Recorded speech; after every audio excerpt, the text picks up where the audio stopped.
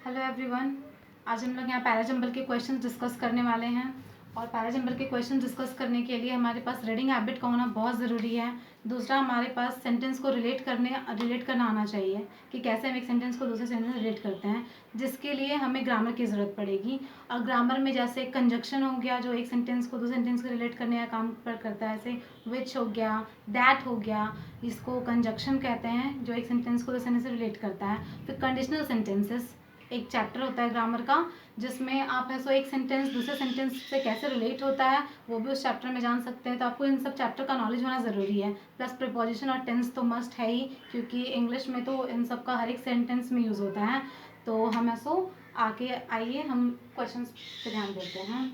तो now coming to the question, पहले इसको हम थॉरली एक बार अच्छे से पढ़ लेंगे ताकि पता चल जाए कि आखिर ये क्या कहना चाह रहा है। उसके बाद हम इसको अरेंज करेंगे रिलेट करके। तो आइए पढ़ते हैं। All these factors together can help eradicate poverty, crimes and disease rates. तो यहाँ पे इसमें आपको देखिए साफ दिख रहा है कि ये फर्स्ट सेंटेंस नहीं हो सकता है पैराजंबल का, क्योंकि यहाँ पे दीज फैक्टर्स मेंशन किया हुआ है। दीज फैक्टर्स मीन्स फैक्टर्स के बारे में ऑलरेडी सेंटेंस में डिस्कस कहीं पीछे हो चुका है, क्योंकि अगर आगे फैक्टर्स आने वाले होते तो यहाँ फॉलोइंग फैक्टर्स के बारे में बोला जाता, तब वो फैक्टर्स आगे के सेंटेंस में आते हैं। लेकिन यहाँ दीज फैक्टर्स दैट मीन्स इससे पहले कुछ सेंटेंस आ चुके हैं जिसमें फैक्टर्स का जिक्र हो चुका है, तो उसे इंडिकेट कर रहा है ये दीज फैक्टर्स।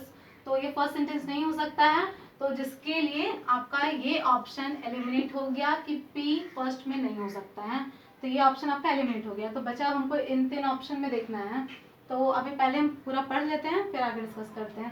सेकेंड है मेरा, girls education is important from every perspective of life and society. ये इंट्रोडक्टरी हो भी सकता है फर्स्ट ऑप्शन, पहले हम आगे देख लेंगे उसके बाद हम डिसाइड करेंगे। फिर not only do they take right decisions for themselves but they also provide better education and health care option to their children.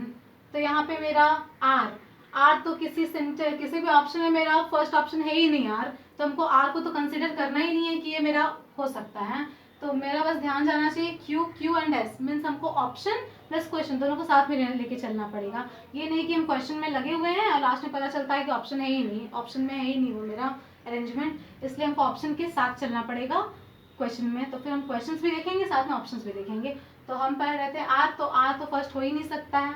फिर लास्ट बचा मेरा S, educated women lead a healthier life compared to uneducated women. They participate in the family matters and in the formal lab or markets too.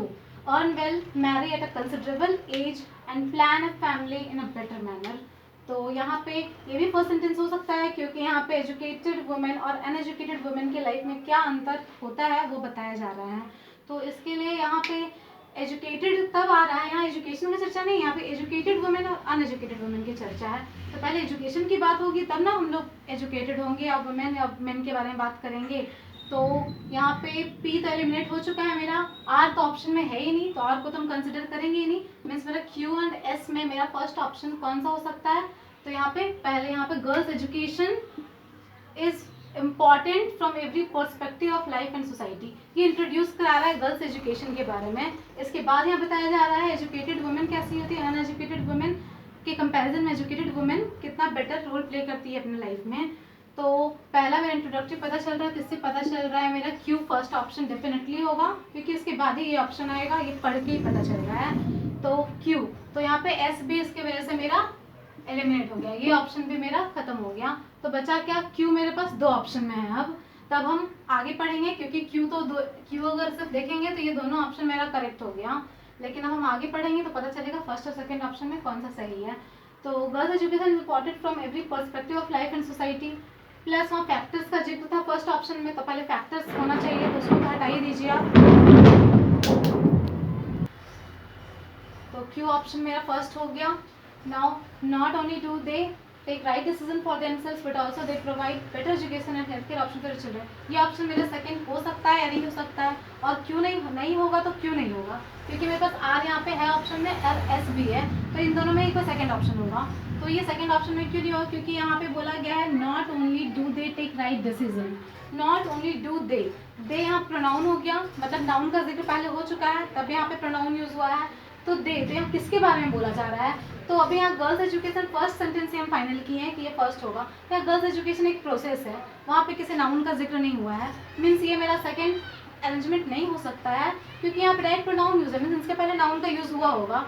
तो मेरे पास कौन सा option बचता है last, ये एस, जिसमें educated women lead a healthier life compare to uneducated women that participate in the family matters and the formal lab of markets to earn well, marry at a considerable age and plan a family in a better manner. तो मेरा second option मेरा S हो जाएगा।